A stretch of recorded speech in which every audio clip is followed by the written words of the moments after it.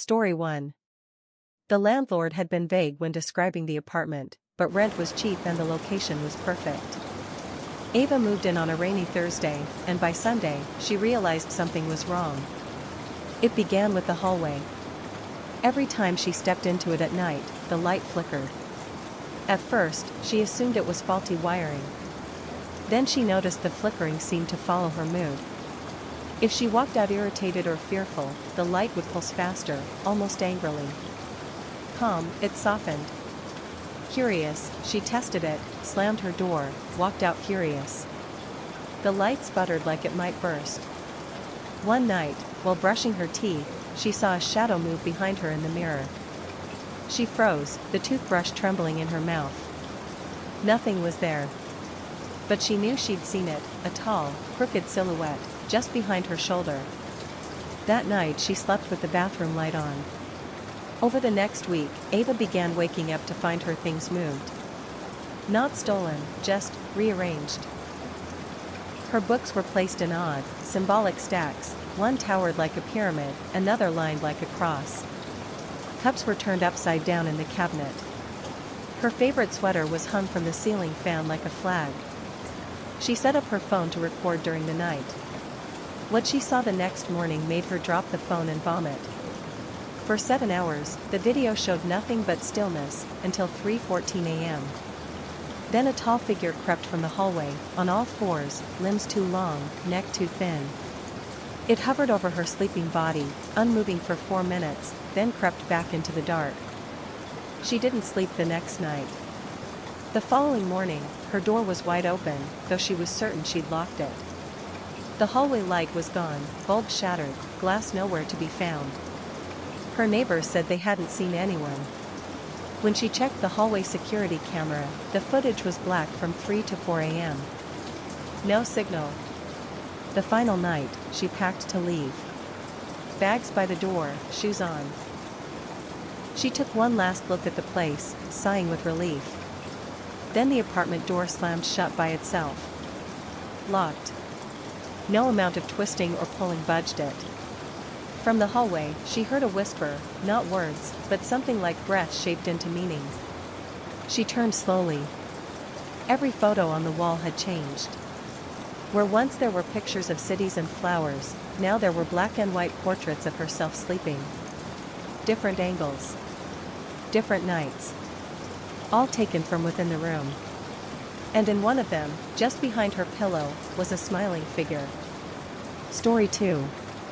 Miles had been dead for 8 minutes when the mortician saw sputtered and sparked. The generator in the county morgue hiccuped, dimming the room for a moment. When the lights came back, the mortician thought the body had moved.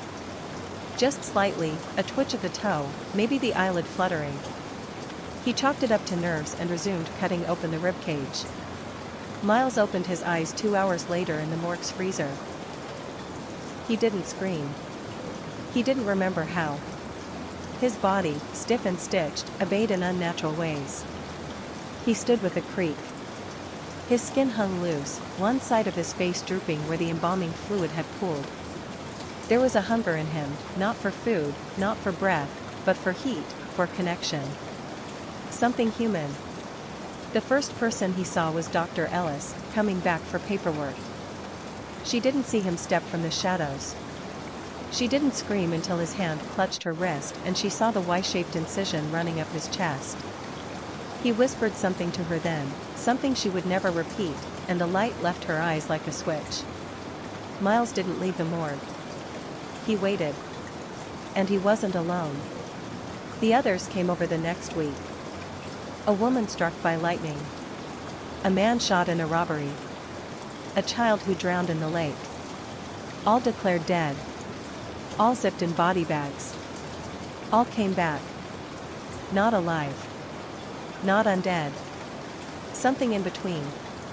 They didn't feed on flesh or blood, but on soul.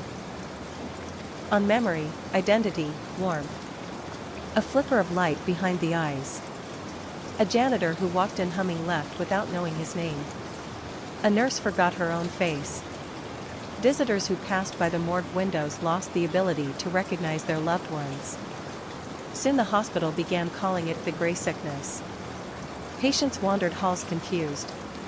Newborns stopped crying. Security cameras showed shadows moving in rooms that were empty. By the time the hospital shut down, 37 people had gone missing. The morgue remained locked.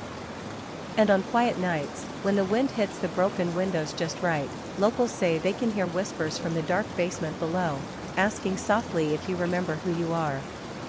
Story 3. The town of Belridge didn't exist on any map after 1979. It was there, in reality, buildings, homes, roads, but not a single GPS recognized it. No mail came. No news ever covered it. But it was there, and it was dying. Eliza was born there. She had never seen the world outside until she turned 17 and questioned why no one ever left. Her mother cried when she asked. Her father locked the front door and told her never to bring it up again. One night, Eliza found an old road map in the attic. Belridge wasn't on it. In its place was a dark smudge, as if something had been burned away. Below it, in faint pencil, someone had written, "They won't let us leave because we are them." That night, she had a dream of walking through the woods to the edge of town. There, where the trees thinned, she saw the sky open like paper being torn. Behind it, darkness, and inside it, reflections of herself, hundreds, all twisted slightly differently. One wept blood. Another had no mouth. They all watched her, unblinking. She woke with a nosebleed and dirt on her feet. Determined, she walked to the forest the next morning. Past the school. Past the church. Past the fields that had never grown a single crop. At the edge, she saw it again. The tear in the world. But it wasn't a dream. It shimmered, a jagged hole in the air. And behind it, herself. Reaching through. Smiling. When she stepped through, she found Belridge again. The same, but not. Her house was upside down. The sky was green. Everyone walked backward. A sign hung above the church, "You were never meant to leave. You were never meant to know." She screamed, but the sound came out as laughter. They let her return. But she was never quite right again. She spoke in riddles, stopped sleeping, and one day she vanished from her locked room. The next morning, a new girl appeared in Belridge. Same age. Same name. No one questioned it. Story 4. The painting was unsigned. It was tall, narrow, and impossibly detailed, a stairwell with no bottom, shadows creeping up like water. Julian bought it from a street vendor who warned him, "Don't hang it where you sleep." Julian laughed and hung it in his bedroom. The first night, he dreamed he was walking down a spiral staircase. The second, he couldn't move in his sleep but felt something cold breathing at his feet. By the third night, he found bruises on his shins. Like something had gripped him. On the fourth night, he dreamed again, but it wasn't a dream. He stood before the staircase in the painting. The texture of the walls was real. The chill in the air bit at his skin. He descended, slowly. Each step felt heavier than the last. From the bottom came whispers. Some in his voice. Some in a voice he didn't recognize. Some in no language at all. When he turned to go back up, the stairs above him were gone. Only darkness remained. Julian woke up screaming. But he wasn't in his bed. He was on the floor, curled in a corner of the room. The painting was gone. In its place, a mirror. But it didn't show his reflection, it showed the staircase. He stood, watched. Deep in the painting, a figure stood on the steps. Looking up. Moving closer. Every day, it gets nearer. Story 5. Lena always loved thunderstorms. She liked the way they made the world feel paused, suspended in tension. One night, during a brutal storm, she lost power. Candles flickered in her kitchen as she read, wrapped in a blanket. A loud knock at the door jolted her. No one should have been out in that weather. Through the peephole, no one. But when she opened the door, a box sat on the step. No address. No name. Inside, an old cassette player and a single tape, labeled, "Play Me at Midnight." She shouldn't have. But curiosity outweighed fear. At 12 o'clock exactly, she pressed play. Static. Then breathing. Slow. Ragged. Then a voice, "You're not alone in the house." She paused it. Laughed nervously. Looked around. Pressed play again. "It's standing in your hallway." She turned. Nothing. "Don't move. It sees you now." She screamed and shut it off. Silence. She ran to the door, but it wouldn't open. Window stuck. Phone dead. Candle flames snuffed themselves out, one by one. Then the player clicked on by itself. "It's behind you." Story 6. So I was finally at my desk, staring at the blank paper. Eddie had been pestering me every single day for part 2 of that ghost story I wrote for his publication. I told him that I was working on it. Of course, I'd been lying. There hadn't been a day I didn't seriously consider quitting writing since the day I wrote for him. Tiring work, endless deadlines, and articles you don't even want to write, but have to, for the sake of engagement. And then the story you put your heart into doesn't even get noticed, and the publication decides to drop it. This isn't what I wanted to do as a writer. Anyway, now that Jessica's at her mother's, I could finally work on the story. So here I was, trying to think of something to write. My chain of thought was broken by a shrill creak from the kitchen. I glanced toward the hallway, unsure. The house was supposed to be empty. Jessica had left an hour ago.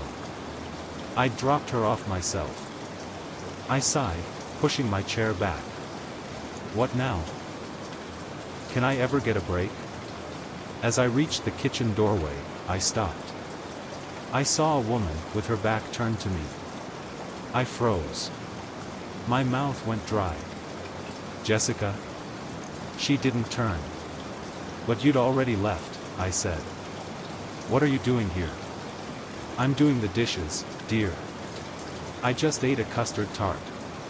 Still her back toward me. "But I dropped you off. I took a cab back home. I felt like having a custard tart." "Aren't you going to miss your train?" A pause. "Hey Alan, don't you want a custard tart?" What's she up to? She'd been wanting to visit her mother for the past 6 months. And now, she comes back. For a custard tart? "Tell me, Jess, are you okay?" She giggled. "Why yes, dear. You want this? It's delicious." "No, I'm alright. And I think you should leave. Your mom must be waiting." She was humming a tune I didn't recognize. "No one's waiting for me." "What?" "Alan, do you remember when we met for the first time?" I stayed silent. "You used to stalk me around the campus, like a bug. I used to like that too." "Of course I remember all of that. But why are you bringing it up now?" "I miss those times. When you'd sneak into the dorm lounge just to leave flowers on my desk. When I'd wait up late to bake something sweet for you, your favorite custard tart. You always said it reminded you of home." Dead silence. "I still think about that night, Alan." There was a sharp change in her voice. Like two people speaking together. "I had almost drowned in the pool. What would have happened if you didn't save me that day?" My heart skipped a beat. "Jess, what are you saying? You love me, dear. Don't you?" Her voice calmed again. "Of course I do. Then why are you hiding things from me lately?" "But I'm not hiding anything." The shrill voice returned. "Don't lie." I took a step back. "You didn't tell me about your rejection letter. From the Urquhart Tales. The one you really cared about," she whispered. "How do you?" "I know, Alan. Maybe it's good to look back once in a while." Do you remember the last time we really had a conversation? I didn't have an answer. You've been working a lot, Alan. Take some rest. Here, eat something sweet. She turned, just a little. Enough for a glimpse of her face. Almost Jessica. But off. Her skin pale, like she'd been sitting in the fridge beside that custard tart. Jess, look at me. I'm looking at you. But she was still turned away. I took a breath. She whispered now, almost singing. Don't you want to taste it? It's your favorite. My phone rang. Sudden. Sharp. I nearly dropped it pulling it from my pocket. I froze, looking at the number. She tilted her head. Take it, dear. Sounds like someone who cares about you. I picked up the call. Hello? Her voice was cheery, warm, and distant. But clear. Hey honey, I reached here safely. I'll be staying for the night. There's a custard tart left for you in the fridge. Take care. Story 7. The first time I heard the voice in the baby monitor, I thought it was interference. It was around 2:17 a.m., and I was half awake, staring at the ceiling when a whisper crawled out of the speaker, "He's not sleeping." Our son had just turned 1. He was a deep sleeper. I checked the video monitor, he was out cold in his crib. I wrote it off as some strange audio glitch and turned over. The next night, the voice returned, quieter this time, like it was leaning into the microphone, "He's watching us." I froze, staring at the baby monitor on the nightstand. My husband, Ben, slept beside me, oblivious. The camera feed was normal, our son lay still, the room undisturbed. I turned the monitor off. But it turned itself back on at 3:02 a.m. Static filled the room. Then the whisper again, "He knows I'm here." I unplugged it the next day. Threw it in a drawer. That night, we slept peacefully until I heard a click, then static. And realized the monitor had turned itself on inside the drawer. I opened it slowly. The screen was glowing. "He knows we're here." I took the batteries out and broke the power cord. The next day, I bought a new monitor. Different brand. Digital encryption. Sleek, silent. The first night using it, everything seemed normal. No whispers. No static. Until 4:11 a.m., when the screen glitched, and I saw something that wasn't our son. A tall figure, gaunt and unmoving, stood by the crib. Its head hung low, long fingers nearly touching the ground. It didn't move. Just stared down at our baby. I rushed into the room, nothing. No one there. Our son slept peacefully. I checked every window, every door. Everything was locked. The next day, Ben finally admitted he'd been hearing whispers too. In the kitchen. In the hallway. Even in the shower. Always the same voice. "She's waking up." We moved the crib into our room. Got rid of the monitor. Slept with the lights on. But the whispers didn't stop. They got louder. Closer. A week later, our son began speaking his first word. Over and over again. Behind. We tried everything. Cameras. Spiritual cleansings. Even a priest who didn't believe us until he spent one night in our house and left shaking, refusing to return. Then the dreams started. I saw our son in his crib, floating inches above the mattress. That tall figure was beside him, whispering in a language I couldn't understand. When I tried to scream, the air left my lungs. I couldn't move. Ben had dreams too. He dreamed he was trapped in the monitor, looking through the lens at our room but unable to reach us. He said he saw something breathing behind the walls. We moved. New house. New city. No monitors. But the first night there, our son looked at the closet and said. He followed. Story 8. When Ellis inherited his grandmother's house, he expected the usual musty, creaking relic of an old life. The house had been in the family for generations, passed down like an heirloom no one wanted but couldn't throw away. What he didn't expect was a small, heavy chest buried beneath the floorboards of the attic. It was wrapped in a faded wool cloth, sealed with rusted iron clasps. A tag was tied to the lock, never open. Ever. Naturally, he opened it. Inside was a single, white mask. Porcelain. Smooth. No eye holes. Just a faint, unnatural smile painted in red. It was cold to the touch despite the summer heat. The moment he set it down, a wind stirred around him, though the attic windows were shut and sealed. He left it there and went downstairs. But that night, the mask appeared on his kitchen table. Thinking he'd brought it down and forgotten, he returned it to the attic. The next day, it was in his bathroom sink. Then on his pillow. Then in his bed. The mask began to show up in mirrors, though it wasn't physically there. In his reflection, it hovered just behind him. Silent. Grinning. He began to hear things at night, low whispers under the floorboards. Scratching behind the walls. Once, the sound of someone breathing just inches from his ear. He spun around, nothing. Desperate, he locked the mask in his shed, buried under bricks and tools. He nailed the door shut. That night, the nails were gone. The mask was back in his room. His grandmother's journals revealed cryptic passages. The mask feeds on attention. It survives by being seen. Never wear it. It doesn't come off. It isn't a mask. It's a face. 3 nights later, the neighbors reported screaming. By the time police arrived, the house was silent. Furniture undisturbed. Lights still on. Ellis was never found. But the mask now rests on the mantel. Smiling. Story 9. It started as a dare.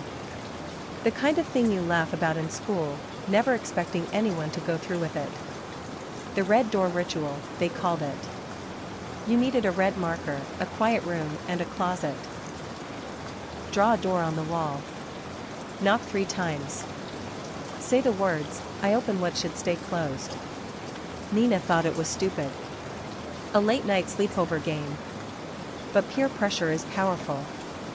They laughed as she drew the door, crooked and childlike. The marker bled through the paint. She knocked. Once. Twice. 3 times. I open what should stay closed. Nothing happened. They all laughed. Ordered pizza. Fell asleep around 2 a.m. But Nina woke to the sound of scratching. Soft. Persistent. From inside her closet. The red door was no longer drawn in marker. It looked carved. Deep gouges in the wall. Ancient symbols now surrounded it. She blinked. A faint breath pushed against the door from the other side. The scratching became pounding. She shoved her dresser in front of the closet. Didn't sleep again. The next day, the symbols were gone. Her friends didn't remember anything. They laughed again. But the door came back. Each night it appeared on a different wall. The ceiling. The floor. The mirror. Always red. Always pulsing. Then came the voices. Familiar at first, her mother, her friends, even her own voice. They pleaded for her to open it. Said they were trapped. She almost believed them. Almost. Until the night she opened it. Story 10. James found the radio at a garage sale. Old, heavy, AM/FM from the 1950s. It had a charm, a nostalgic pull. The seller smiled too much and said, "It only plays the good stuff." At home, he plugged it in. Static at first. Then a voice, soft, haunting, male. "You are mine, and I am yours, forever and again." It played on repeat. The dial didn't change stations. Turning it did nothing. It was stuck. James tried unplugging it. The music continued. He smashed it. threw it out. That night, his phone played the same song. Then his laptop. His TV. His fridge made a faint hum of the melody. The lyrics changed over time. Became personal. You can't escape. I'm in your blood. Your teeth. Your breath. He began seeing someone in reflections. A man in a black suit. No eyes. Mouth always singing. James moved off-grid. No tech. No signal. But the song still played. From the trees. From the wind. From inside his skull. Story 11. Mara had been walking for hours after her car died. No cell signal. Storm clouds rolling in. Then, headlights. An old bus. Paint faded. Engine rumbling like thunder. The sign above read, homebound.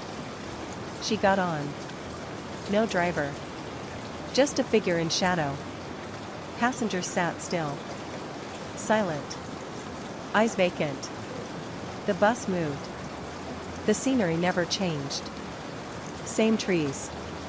Same sky. She tried to ask questions. No one responded. The woman beside her cradled a bundle. It moved. Cried. But the woman didn't blink. Mara tried to leave. The doors were sealed. The windows blackened. Then the intercom crackled. You are among the forgotten. We are what you left behind. She screamed. No one moved. Eventually, she sat. Resigned. And the bus drove on.